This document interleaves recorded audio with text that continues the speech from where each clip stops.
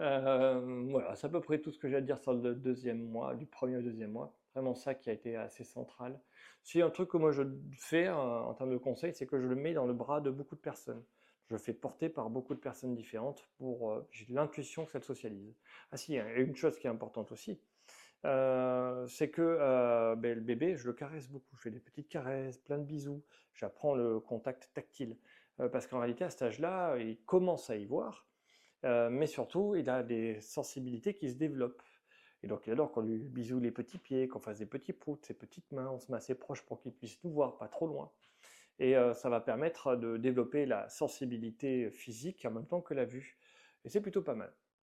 Voilà, faut pas hésiter à chatouiller avec des petites choses, voilà. Stimuler le toucher. Il y a une étude qui est sortie il n'y a pas longtemps qui met en évidence que les enfants que tu câlines, que tu fais des bisous, des petites caresses, en stimulant le toucher, ça favorise leur santé mentale quand ils seront plus grands. Bon, on s'en doute depuis longtemps, on sait que les esprits déstructurés au niveau de l'enveloppe physique, en général, ont de... ça va pas.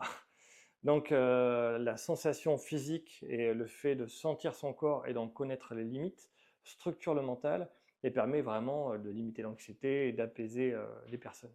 Je ne suis pas psychologue, je ne rentre pas dans les détails, c'est pas trop ma spécialité. Mais plutôt que le toucher est le facteur principal qui permet de connaître son corps. Donc bah, autant lui faire des petites caresses et des petits massages. Il est très content le bébé.